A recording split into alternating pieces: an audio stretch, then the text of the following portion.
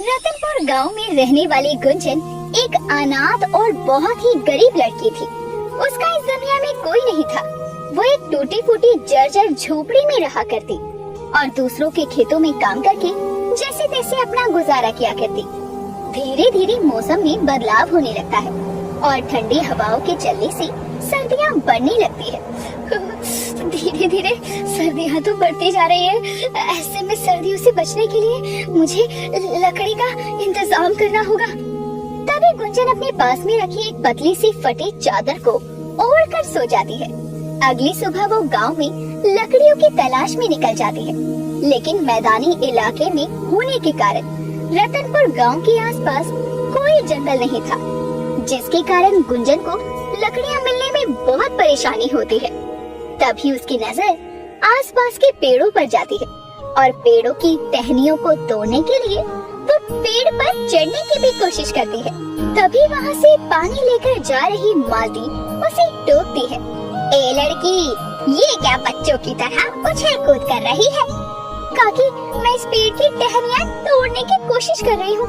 रात के समय आग जलाने के काम आएगी। अरे हाँ, तो लकड़ियाँ खरीद क्यों नहीं लेती? अरे इतना ऊंचा पेड़ है, कितना भी उछल लेगी तो तू लकड़ियों को तोड़ नहीं पाएगी। काकी, मुझ गरीब के पास 2 वक्त के खाने के पैसे नहीं होते, तो लकड़ियाँ खरीदने के पैसे कहाँ से लाऊंगी? क्या आप मुझे कुछ पैसे उधार दे सकती हैं?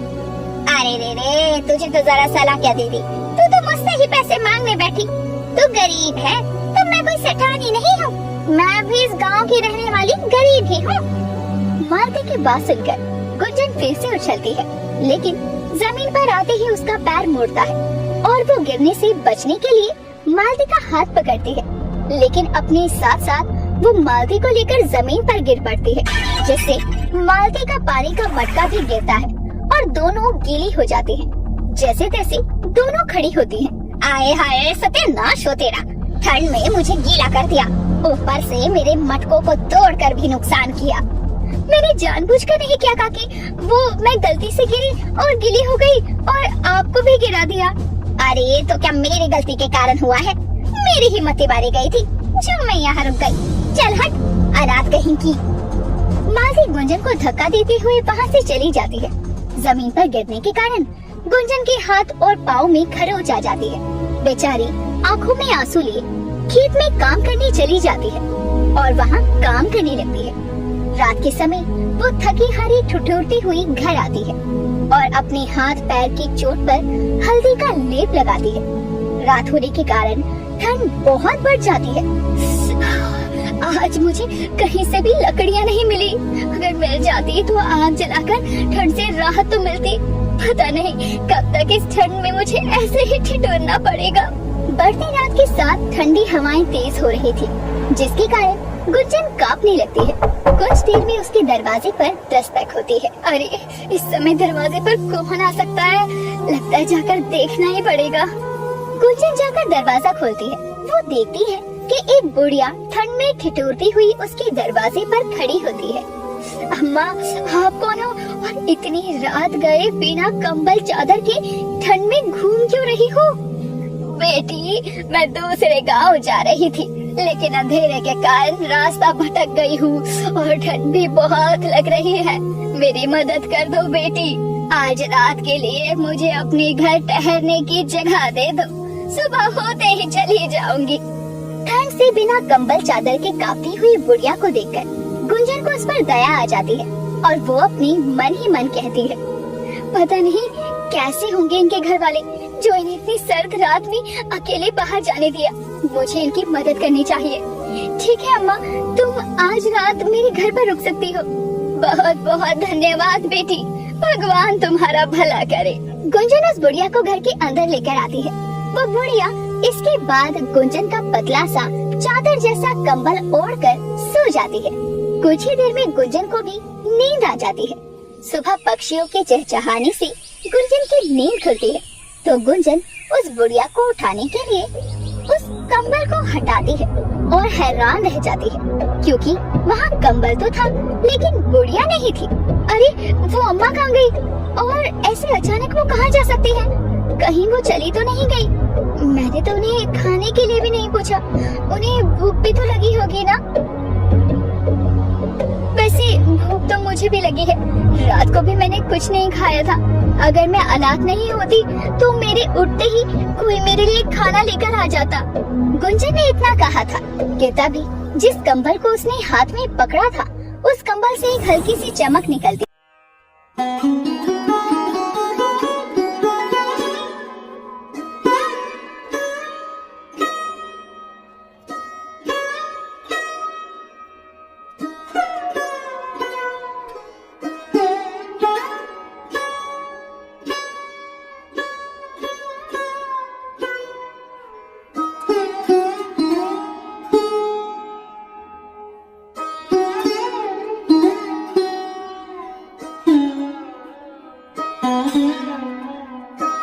ले दिया था, जिसे वो अपने हाथ में लेकर कहती है, कहीं ये कोई जादुई कंबल तो नहीं? लेकिन आज से पहले तो इस कंबल ने ऐसा चमत्कार नहीं किया। हो सकता है वो गुड़िया जादुई थी और जब उसने इस कंबल को उड़ा तो ये भी जादुई हो गया। गुंजन समझ जाती है कि उस गुड़िया के जरिए ये जादुई कंबल उसके पास आया, जिसके बाद वो उस जादुई कंबल से अपनी जरूरत की चीजों को प्रकट करती है, जैसे अपनी टूटी फूटी झोपड़ी को पक्के घर में बदल देती है और घर में सारी सुख सुविधाएं भी ले आती है। लेकिन रातों रात गुंजन के हालातों को बदलता देखकर सभी गांव वाले दंग रह जाते हैं। अरे ना जाने कौन सी लॉटरी लग गई है इस गरीब लड़की की, जो इतना बढ़िया घर हो गया है इसका। अरे सही कह रही है वो बहन। अरे इसके जितनी कृपा भगवान का भी हम पर भी कर दे तो थोड़ा हमारा भी भला हो जाए। मालती अपने पड़ोसन से बातें कर रही थी कि तभी नशे में झूमता हुआ वहाँ उसका पति मंगलू आ जाता है। ए मालती, तू चिंता क्यों करती है? तुझे मैं ऐसा घर क्या महल बना कर दूंगा, महल। आए हाय, पीकर सड़क पर भटकने वाला तेरा पति तुझे महल बना कर देगा? मालती सुन रही है ना इसकी बातें? इसकी बातों में फंस कर ही तो जिंदगी बर्बाद हो गई बहन मेरी। ना जाने कौन सी घड़ी में इस शराबी से शादी हो गई थी मेरी। मंगलू नशे में झूमता हुआ गिरने लगता है, तभी मालती उसे संभाल लेती है। कौन शराबी? किसने पी शराब? मैंने तो नहीं पी। ए मालती, तू कब से पीने लग गई? हाँ हे भगवान, जब संभाला नहीं जाता तो इतने पीते क्यों हो? चलो घर, वरना यहीं छोड़कर चली जाऊंगी। मालती नशे में धुत अपने पति मंगलू को वहाँ से ले जाती है। तो वहीं अब घर और सारी सुविधाएं हो जाने के बाद गुंजन को सर्दियों में ठंड से ठिठुरना नहीं पड़ता। लेकिन एक रोज जब वो शाम को अपनी दुकान से सामान लेकर घर वापस आती है तो देखती है कि मंदिर के बाहर कुछ लोग सर्दियों के कारण ठंड से कांप रहे थे। उस जादुई कंबल के चलते मेरी तो मदद हो गई, लेकिन मुझे इन गरीबों की भी मदद करनी चाहिए ताकि सर्दियों में कम से कम इन लोगों को सर्दी से राहत तो मिल सके।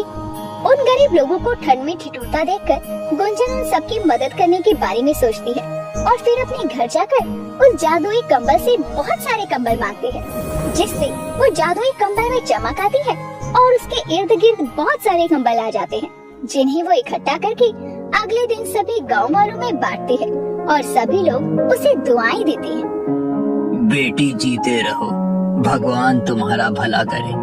तुमने हम गरीबों को ठंड में ये कंबल बांटकर नेक काम किया है।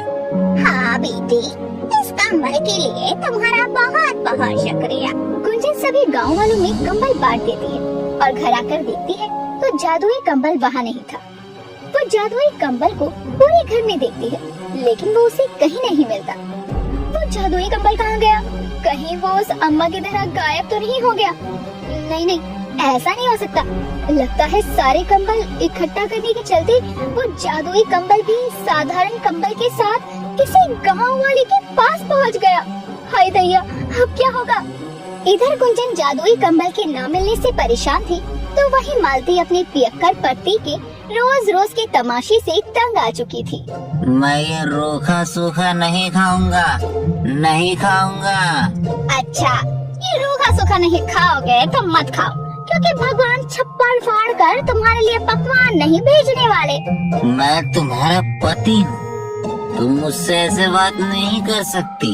अरे पति वाला कोई काम किया है तुमने? अरे कुछ भी खरीद कर नहीं दिया है आज तक। ये देखो, भीख में मिले कंबल को ओढ़कर काम चलाना पड़ रहा है। मन तो करता है तुम्हें 2-4 खींच कर थप्पड़ लगाऊं। मालती के इतना कहते ही कंबल से हल्की चमक आती है और मंगलू को हवा में 2-4 चाटे पड़ते हैं तो उसका सर चकराता है और वो गिर पड़ता है। हाय हाय, ये हवा में थप्पड़ कहाँ से लग गए हैं? कहीं मेरे बोलने से तो नहीं?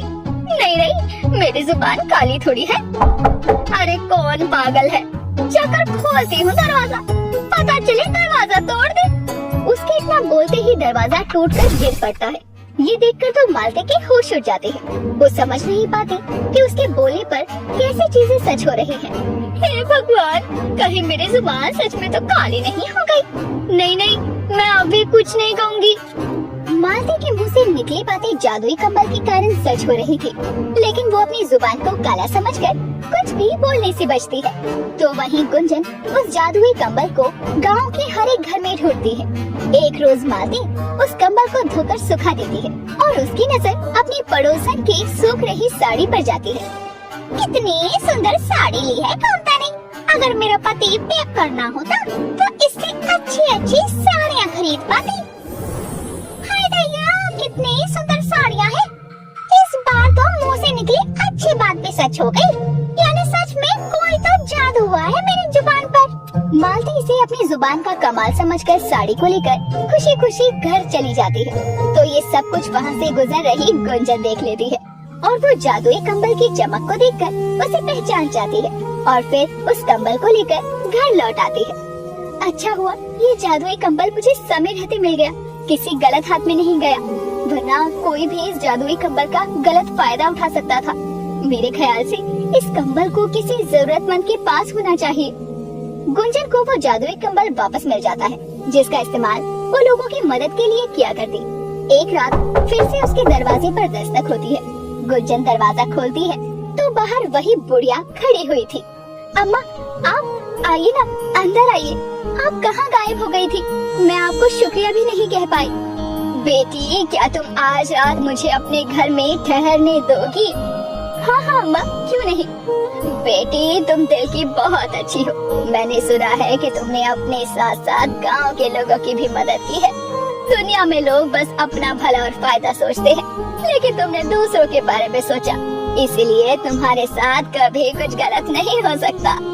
आप भूखी होंगी, रुकिए, मैं आपके लिए कुछ खाने को लाती हूँ। गुंजन उस बुढ़िया को खाना खिलाती है और फिर बुढ़िया वही जादुई कंबल ओढ़कर सो जाती है। अगले दिन जब गुंजन उठती है तो पहले की तरह बुढ़िया गायब होती है, लेकिन इस बार वो जादुई कंबल भी बुढ़िया के साथ गायब हो जाता है। लेकिन गुंजन ये सब सोचकर खुश थी कि आज उसके पास जरूरत का सारा सामान उपलब्ध था और उसने गांव वालों की मदद भी की थी। भोलू अपनी पत्नी बसंती के साथ अपना गुजर बसर कर रहा था। भोलू और बसंती अपने खेतों में हरी सब्जियां लगाया करते थे, जिससे कि उनका खर्चा निकल ही जाया करता था। एक रोज देर शाम भोलू खेत से लौट रहा होता है, तभी भोलू को सेठ ध्यानचंद मिलता है। अरे भोलू, क्या हाल है? आजकल तो अपनी सब्जियों की खेती के लिए बहुत मेहनत कर रहा है। हाँ सेठ जी, अब क्या करूं? अब मेहनत नहीं करूंगा तो एक वक्त की रोटी के लिए भी आफत आ जाएगी।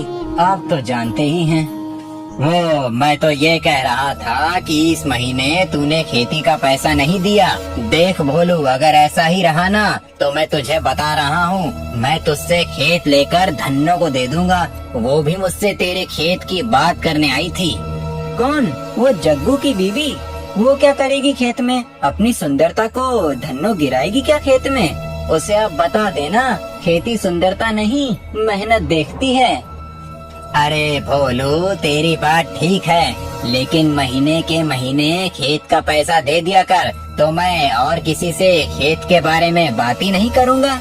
सेठ जी, कल शाम तक मैं आपको पैसे पहुंचा दूंगा, आप चिंता क्यों कर रहे हैं? अभी मैं चलता हूँ, रात के खाने के लिए मुझे राशन भी लाना होगा। अरे हाँ हाँ भोलू, कल जब मेरे पैसे देने घर आना तो तुझसे एक बहुत जरूरी काम है। समझा ना? मैं तुझे और खेत देने की सोच रहा हूँ। सच में तू बहुत मेहनती है। बस सेठ जी, आपका प्यार और आशीर्वाद ही है जो आगे ले जा रहा है। सेठ इतना बोलकर अपनी साइकिल लिए खेत के लिए निकल पड़ता है और रास्ते में साइकिल से अपने घर जाते हुए खुद से कहता हुआ घर की तरफ जा रहा होता है। कल इसे जैसे भी मैं वो गुफा के पास वाला खेत दे दूंगा। भले ही इसके कम पैसे आए, लेकिन उस खेत को पूरे गांव में अगर कोई ले सकता है तो वो है ये मूर्ख भोलू। सेठ जिस खेत की बात कर रहा होता है, दरअसल उस खेत के पास एक गुफा थी जिसे सब भूतिया गुफा कहा करते थे। और यही वजह है कि कोई भी सेठ की गुफा के पास वाले खेत पर नहीं जाना चाहता था और न ही उसे लेना चाहता था। लेकिन सेठ चाहता था कि वो गुफा के पास वाले खेत को भोलू खरीद ले और उसमें सब्जियां बोए। अरे बसंती, कहाँ हो? लो मैं आ गया। खेत से कुछ हरी सब्जियां तोड़कर लाया हूँ और राशन भी। जी मैं आपका ही इंतजार कर रही थी। लाइए दीजिए, मैं खाना बना लूं, वरना खाना बनाने में भी रात हो जाएगी। और हाँ बसंती, कल जो पैसे मैंने तुझे रखने के लिए दिए थे वो मुझे कल सुबह दे देना। खेत में जाने से पहले मैं वो पैसे सेठ जी तक पहुंचा दूंगा, वरना वो भी खर्च हो जाएगा। हाँ ये तो है, मैं आपको कल सुबह ही खेत में जाने से पहले वो पैसे दे दूंगी। अब तो ठीक है ना? अब अगले रोज सुबह भोलू खेतों के लिए निकलने से पहले अपनी पत्नी बसंती से पैसा लेता हुआ सेठ के पास पहुंचता है और सेठ भी खाना खाने में लगा हुआ था। अरे सेठ जी, अभी तो आप खाना ही खा रहे हैं, थोड़ी देर के बाद आता हूँ मैं। अरे नहीं नहीं भोलू, खाना तो होता ही रहेगा, लेकिन तेरा काम बहुत जरूरी है। अच्छा, ऐसा क्या काम है सेठ जी मुझसे? कहीं मुझसे कोई गलती तो नहीं हो गई? अरे सेठ जी, अब से मैं पैसे समय पर ही दूंगा, अब तो खुश ना? अरे नहीं नहीं भोलू, तुझसे भला कोई गलती हो सकती है क्या? तुम तो जितने ईमानदार हो उतने ही मेहनती भी। जी सेठ जी, आप खाना खाइए, मैं आपका इंतजार कर लेता हूँ। कुछ समय के बाद ही सेठ खाने के बाद भोलू को अपने पास बुलाता है और भोलू कहता है, अरे मालिक, घर से खा पी कर आया हूँ, आप ये पैसे ले लीजिए, यही आपको देने आया हूँ। अब मैं चलता हूँ सेठ जी, मुझे खेतों में जाने में लेट हो रहा है। अरे भोलू, मुझे तुझसे बहुत जरूरी काम है, बैठो 2 मिनट, चले जाना खेत में। हाँ हाँ सेठ जी, बताइए ना, आपको मुझसे कोई जरूरी काम है क्या? अरे नहीं नहीं, जरूरी काम तो नहीं है, लेकिन मैं सोच रहा था कि जब तू इतनी मेहनत करता ही है तो थोड़ी सी मेहनत और करके अपनी झोपड़ी को महल बना ले। सेठ जी, मैं कुछ समझा नहीं, आप कहना क्या चाहते हैं? मैं तुम्हें गुफा के पास वाली खेती दे रहा हूँ, जिसे मैंने काफी समय से किसी को नहीं दिया, और तुम जानते हो उसमें फसल अच्छी होती है। लेकिन सेठ जी, मैंने तो वहाँ के बारे में बहुत कुछ सुना है, मुझे तो गुफा के पास जाने में भी डर लगता है लोगों की बात सुनकर। भोलू, मैं तो एक तुझे ही पूरे गांव में बहादुर समझता था, लेकिन तुझसे ये उम्मीद नहीं की थी मैंने। ठीक है सेठ जी, आपको लगता है मैं उस खेत में अच्छी फसल उगा लूंगा तो मैं तैयार हूँ आपके खेत को लेने के लिए, लेकिन मैं उसके कम पैसे दूंगा, बाकी आपकी मर्जी। तू जितने पैसे देगा मैं खुशी खुशी रख लूंगा, तो मैं समझू ना कि अपनी डील पक्की। बस आप अगले महीने का इंतजार कीजिएगा सेठ जी। हाँ हाँ चल, अब जा, तुझे भी खेत के लिए लेट हो रहा होगा। अब जैसे ही भोलू उस खेत में हल चलवाता है, ये खबर आग की तरह फैल जाती है कि भोलू ने गुफा के पास वाली भूतिया जमीन को खरीद लिया है। ये सुनकर हर कोई हैरान था। एक रोज भोलू खेत में काम कर रहा था, तभी जग्गू और धन्नू अपने खेत में जा रहे होते हैं और भोलू को देखकर कहते हैं, अरे ओ भाई साहब, ये क्या सुन रहे हैं हम? गुफा के पास वाली जमीन को खेती के लिए लिया है क्या आपने? लेकिन वो तो भूतिया चुड़ैल राक्षस तक की है, तुम्हें आप काहे घुस रहे हैं? अरे धन्नो भाभी, कभी डर लगेगा तो आपको बुला लूंगा, आप चिंता क्यों करती हो? अरे ना ना ना दैया रे दैया, मैं का मेरा तो साया भी उस गुफा के पास ना जाए। सुना है वो गुफा रहस्य से भरा हुआ है, उसमें खजाना भी है भोलू भैया। अरे सुना तो हमने भी यही है कि उस गुफा में ढेर सारा खजाना है, लेकिन आज तक उस मुई गुफा में जो भी गया है ना, वो वापस लौट कर नहीं आया है। और वैसे भी बांस से तो ढकी हुई गुफा है, वो कौन ही जाएगा उसमें? वैसे खजाने के अलावा कुछ खाने पीने की भी चीज मिलती है क्या? अगर ऐसा हुआ तो मैं तो उस गुफा में जाने के लिए तैयार हूँ। अरे ना ना, हमको भरी जवानी में विधवा ना ही होना है। धन्नो और जग्गू तो वहाँ से खेत की तरफ चले जाते हैं, लेकिन खाने से जग्गू के मन में लालच आने लगता है और वो अपनी पत्नी को खेत में काम करते छोड़कर गुफा की तरफ बढ़ने लगता है। अरे ओ जी, कहाँ को हो लिए? आपको कितनी बार मना किया है, आप भूत या गुफा की तरफ ना ही देखो, वही अच्छा रहेगा। वरना तो कभी कभी हमको लगता है कि वो गुफा हमको भी बुला रहा है। अरे कहाँ जा रहे हैं जी खाने के लालच में उस गुफा में? अरे उमे राक्षस रहता है, राक्षस। आज तो ये आदमी हमको विधवा करके ही मानेगा। अरे सुनिए तो बहरे भटकी औलाद, इनकी ये खाने की आदत किसी दिन मुझे जरूर मरवा देगी।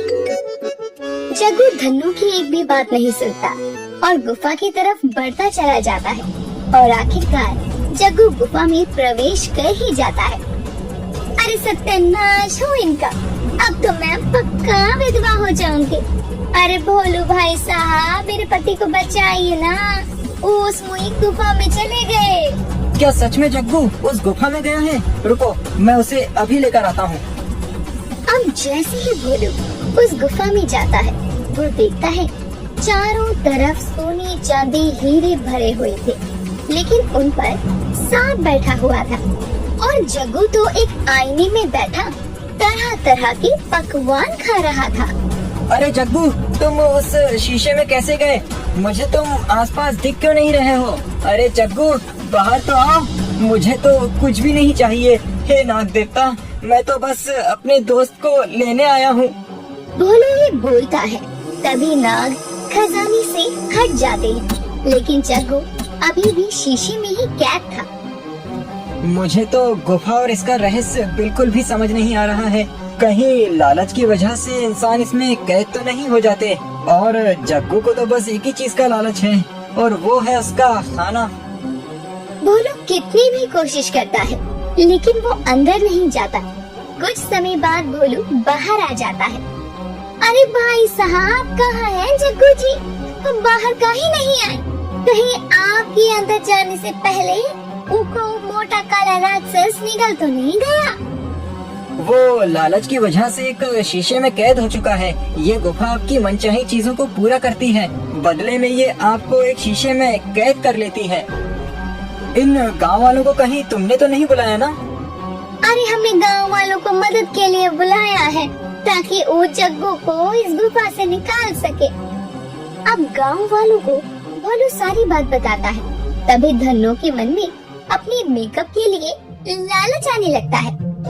अरे हमरे अंदर अपनी मेकअप का लालच उभरने लगा है, हम भी इस जादुई शीशे में कैद हो जाऊंगी और लपालप मेकअप करूंगी।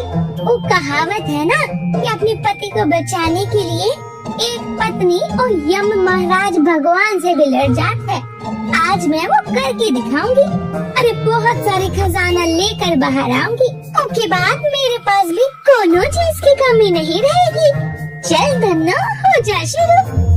इतना सोचते ही धन्नो भी गुफा के अंदर प्रवेश कर जाते हैं और सब हक्के बक्के धन्नो को देखते रह जाते हैं। अरे धन्नो, कहाँ जा रही हो? अंदर जाना मौत के मुंह में जाने के बराबर है। अरे धन्नो, मेरी बात सुनो। अरे बेटा, मेरा तो कोई नहीं है। रुक, मुझे अंदर जाने दे। मुझे किस चीज का लालच आएगा? अब इस उम्र के अंदर मैं उन लोगों को छुड़ा कर लाती हूँ। मुझ पर यकीन रख। अरे मेरी बात क्यों नहीं सुन रहा कोई? इस गुफा में मन में लालच लेकर जाना मतलब मौत को बुलाना, दोनों ही बराबर है। अब शांता जैसे ही अंदर जाती है, वो चारों तरफ सोना, चांदी और हीरे देखकर हैरान रह जाती है और शांता के मन में लालच आ जाता है।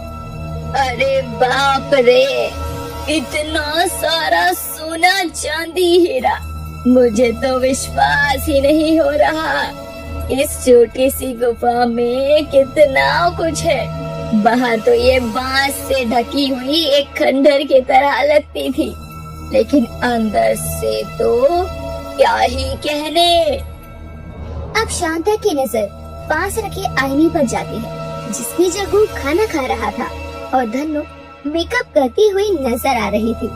बस अब शांता भी कुछ देर बाद खुद को उन दोनों के बीच पाती है। दरअसल शांता को एक पल के लिए उस शीशे के अंदर अपनी जवान प्रतिमा नजर आई थी, जब वो अपने दिनों में जवान हुआ करती थी। और अपने आप को शीशे के अंदर जवान देखकर शांता के मन में भी लालच उभर आता है, जिस वजह से वो जैसे ही उस शीशे की तरफ देखती है, उसमें कैद हो जाती है और खुद से कहती है, अरे सत्यानाश हो, मेरे मन में भी लालच आ गया और मैं इस शीशे में कैद हो चुकी हूँ। लेकिन अब हमें यहाँ से निकालेगा कौन? अरे यहाँ तो जिंदगी कितनी अच्छी है, जो चाहो सब मिल रहा है। अम्मा बाहर कहीं जाना है, लाली लिपस्टिक लगाओ और मौज बनाओ। लेकिन मैं ये सोने चांदी लेकर क्या करूँगी? तुम लोगों को अंदर सोना चांदी और खाना तो मिला, लेकिन मैं तो जवान होने की लालसा से अंदर आई और देखो अंदर तो मैं बूढ़ी ही आई हूँ ना। कैसे मंदबुद्धि पति पत्नी है ये, यहाँ फंस चुके हैं लेकिन तब भी कितनी मौज में है। अब भोलू दोबारा से गुफा में जाता है और नाग देवता के आगे हाथ जोड़ते हुए कहता है, नाग देवता, मुझे किसी भी चीज का लालच नहीं है, बस आप मेरे गांव वालों को इस शीशे से आजाद कर दो। मैं तुम्हारी ईमानदारी से खुश हुआ, लेकिन ये जो लोग अपने लालच के लिए यहाँ आए हैं, वो तो इस जादुई शीशे में भी बहुत खुश हैं। तुम अपना भी सोचो, मैं तुम्हें यहाँ से खजाना लेकर जाने दूंगा। नहीं नहीं, मुझे नहीं चाहिए ये खजाना, मुझे तो अपने गांव वाले ही चाहिए, जो कि गलती से यहाँ चले आए हैं। सच में एक नेक दिल इंसान हो, मुझे तुम्हारी ईमानदारी और नेक दिली पसंद आई। अरे अरे अरे, हम आजाद हो गए इस जादुई शीशे से।